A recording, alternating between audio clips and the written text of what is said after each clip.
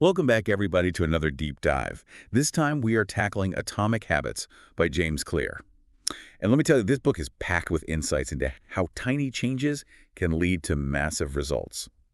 It's not just about building good Oh, habits. no, not at all. It's about understanding the underlying mechanisms that drive behavior change. It really is about unlocking potential.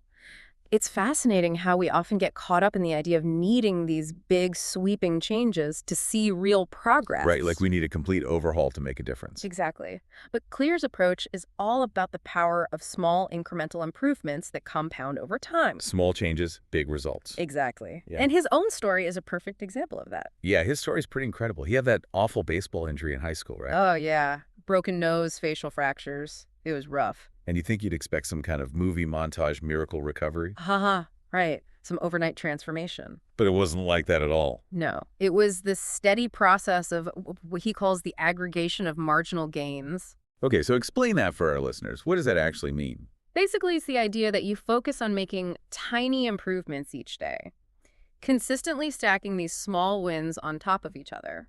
And over time, those seemingly insignificant changes lead to remarkable results. So how do we take this concept and apply it to our own lives?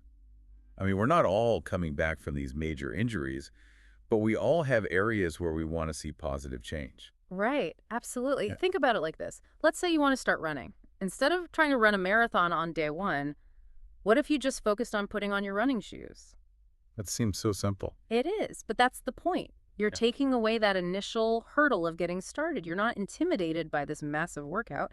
You're just putting on your shoes. That's a great way to frame it. It's like tricking your brain into taking that first step. Exactly. And then tomorrow, maybe you walk to the end of the block.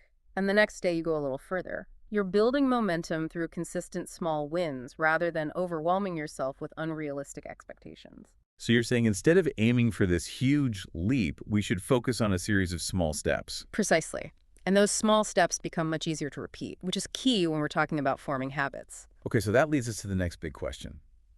How do those small actions actually become ingrained as habits? What's the science behind that?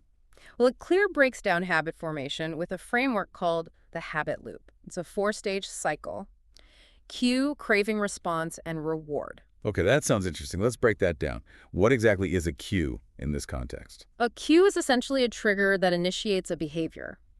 It could be a time of day, like feeling tired in the afternoon and reaching for coffee. Okay, I get Or it could be a location, a certain emotion, even a specific sequence of events. Oh, so like seeing your toothbrush is the cue to brush your teeth. Exactly. The craving is for that clean teeth feeling. The response is the act of brushing. And the reward is that fresh, minty feeling. Oh, I see. I never thought about it like that. Yeah. But that makes total sense. It's a simple example, but it illustrates how those 4 stages work together to form a habit.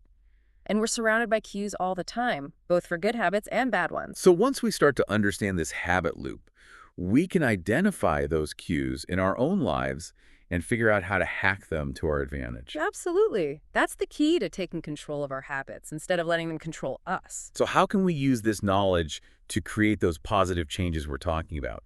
How do we turn those small actions into lasting habits? Well, one powerful strategy is the 1% rule.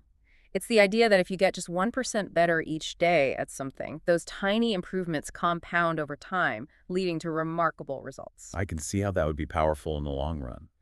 But it's hard to see those small changes adding up in the moment. You know what I mean? Oh, absolutely. Huh. We often overestimate what we can achieve in a short period of time, but we underestimate what we can achieve over the long term. Think about it like an ice cube melting. Okay, I'm listening. It hits 32 degrees, and for a while, nothing seems to be happening. But then all of a sudden it melts. The work was happening the whole time, even though you couldn't see it. I love that analogy. I think that's a great way to put it. We need to be patient with ourselves and trust that even small, consistent effort is making a difference. It might not be visible immediately, but it's working beneath the surface. Right.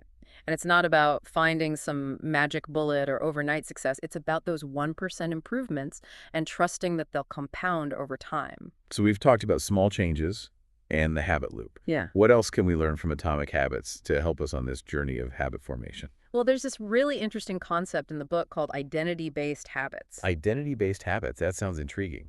What's that all about? It's this powerful idea that instead of focusing on what we want to achieve, we should focus on who we want to become. Okay, so it's an internal shift rather than just an external goal. Exactly. Your habits shape your identity, but your identity also shapes your So habits. it's a two-way street. It is. And Clear suggests that by shifting our identity, we create this powerful internal alignment that makes those healthy choices feel more natural and sustainable. Can you give me an example of what that looks like in practice? Sure, so instead of saying, I want to lose weight, you might say, I am a healthy person who makes choices that support my well-being. So it's about embodying the identity rather than just striving for a specific outcome. Precisely. By changing your beliefs about yourself, you change your actions. That makes a lot of sense. It's not just about willpower or discipline. It's about creating a sense of self that's congruent with the habits you want to develop. Right. So let me ask you a question. If you could choose one identity that would support the positive changes you want to make in your life, what would it be? Hmm. That's a great question.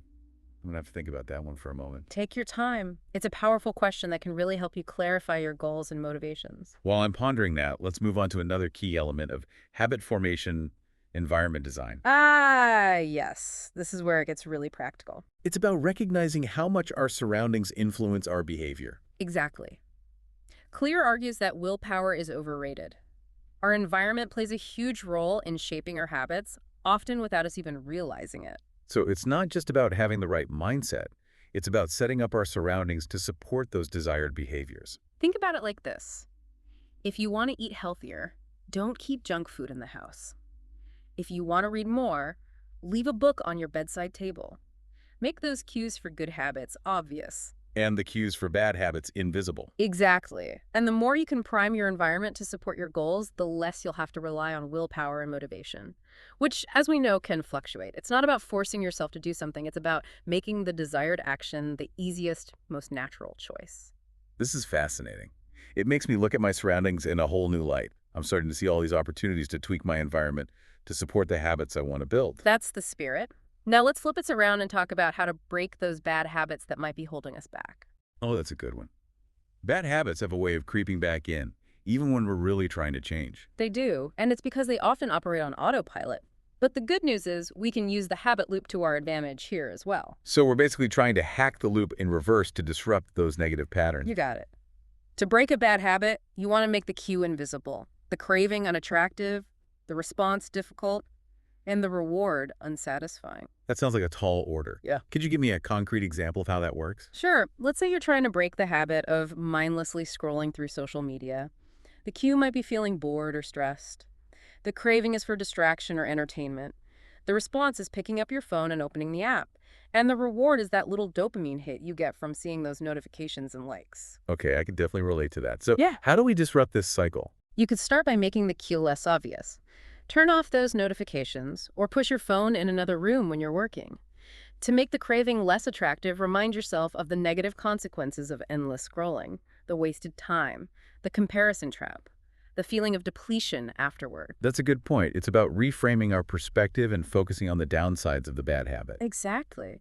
And then to make the response more difficult, you could delete the apps from your phone log out of your accounts or use website blockers. And to make the reward less satisfying, you could try replacing the bad habit with a healthier alternative that provides a similar type of reward, like going for a walk in nature, connecting with a friend, or engaging in a hobby that brings you joy. You're getting it. Like It's that. about understanding the mechanics of the habit loop and then using that knowledge to create a system that works for you, not against you.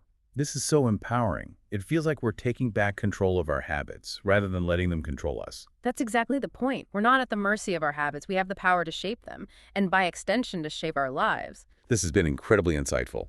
I'm already feeling inspired to start implementing some of these strategies. But before we get too carried away, I'm curious to explore the role of consistency in all of this. That's a perfect segue to our next topic, the power of repetition. This is where the rubber meets the road, right? It's not just about understanding the theory, it's about putting it into practice day after day. Absolutely. And that's where we'll pick up in the next part of our deep dive. Welcome back to our deep dive into atomic habits. Before the break, we were discussing how to use tiny changes to achieve big results. Yeah, and I think we should dig deeper into this idea of consistency because knowing what to do is one thing, but actually doing it day after day, that's a whole other ballgame. You're absolutely right. We talked about the 1% rule earlier, but it's worth repeating that Consistent effort, even in small increments, can lead to some really remarkable outcomes over time. It's easy to get discouraged, though, when we don't see those results right away. Especially in today's world where everything seems to happen so fast. We're constantly bombarded with instant gratification. That's true. We tend to overestimate what we can do in a short period, but we underestimate what we can accomplish over the long haul. Think about it like planting a seed. Okay. You don't see this massive oak tree sprout up overnight. It takes time, consistent nurturing the right conditions for growth. That's a great analogy. It reminds us to be patient with the process and with ourselves, even when we don't see those results right away. Exactly. It's about embracing the entire journey, not just focusing on the destination. Clear talks about the importance of falling in love with the process, even the boring parts. I think that's where a lot of people struggle. They're so fixated on the outcome that they don't figure out how to enjoy the journey itself. You hit the nail on the head. We need to find ways to make our habits satisfying, to turn those daily practices into rituals we actually look forward to. That makes sense. But how do we do that? How do we make those mundane tasks enjoyable? Well, there are a few strategies, clear outlines in the book. One is habit tracking. There's something powerful about visually seeing your progress. Oh yeah, like a visual reminder of how far you've come. It is. It's like a game. You're trying to beat your own score, build a streak, keep that momentum going. I get that. It's like those fitness trackers that show you your steps or calories burned. Precisely. It gives you a sense of accomplishment and keeps you motivated. And it doesn't have to be anything fancy. You can just mark an X on a calendar for each day you complete your habit. Simple but effective. Exactly. It's about finding a system that works for you and keeps you accountable. Speaking of accountability, what about rewards? I know some people are hesitant to reward themselves for doing things they feel they should be doing anyway. I understand that. But remember, we're trying to hack the habit loop here. And that reward phase is crucial for reinforcing the behavior and making it more likely you'll repeat it. So it's not about being indulgent. It's a strategic way to motivate ourselves and celebrate wins along the way. Exactly. And the rewards don't have to be huge. It could be something as simple as relaxing with a cup of tea after a productive work session, or listening to your favorite music while you run. Those small pleasures can make a big difference. Absolutely. It's about finding those little things that make the experience more enjoyable and reinforce that positive association with the habit. This is really making me rethink my whole approach to habit formation. It's not about forcing myself through it. It's about finding those ways to make it rewarding. And don't forget, the rewards should align with your identity and goals. If you're trying to be more mindful, rewarding yourself with a shopping spree wouldn't really make sense. Yeah, that's a good point. It needs to be something that supports the identity you're working towards. Right. Maybe you treat yourself to a meditation retreat or a yoga class, something that aligns with that mindful identity. Okay, that makes total sense. The reward should be a step in the right direction. Now, on the other side of things, how do we break those bad habits? We talked about making the cue invisible, the craving unattractive, the response difficult. But what about making the reward unsatisfying? This feels like the hardest part, because bad habits often come with that instant gratification, even when we know it's not good for us long term. It's definitely a challenge. But one strategy Clear suggests is making those bad habits immediately unpleasant. He calls it a habit contract. A habit contract. That sounds intense. It's basically making a public commitment to your goal and setting up consequences if you don't stick to the plan. So it's like holding yourself accountable in a very real way. Exactly. Clear tells a story about this guy who was trying to lose weight. He made a habit contract with his wife and his trainer. If he didn't stick to his diet and exercise plan, he had to pay them a certain amount of money. Wow, talk about motivation. And it worked. It creates real stakes and makes the consequences of slipping up much more tangible. I like that. It's leveraging our natural aversion to loss. Precisely. We're more motivated to avoid pain than to seek pleasure. So it's about finding ways to shift that balance, make the bad habit less appealing, and the desired behavior more attractive. Okay, I'm starting to see a pattern here. Whether we're building good habits or breaking bad ones, it's all about understanding how the habit loop works and then using those principles to our advantage. You got it. We're not at the mercy of our habits. We can shape them. It's about becoming architects of our own behavior, designers of our own destiny. That's a powerful way to put it. This has been so insightful. I'm feeling much more empowered to take control of my habits and create lasting change. But before we wrap up, I'm curious to explore. We've talked about so much in this deep dive into atomic habits, from tiny changes to making habits enjoyable. But before we wrap up, I'm curious about those times when, motivation fades or we hit a plateau. How do we keep going, even when we don't feel like it?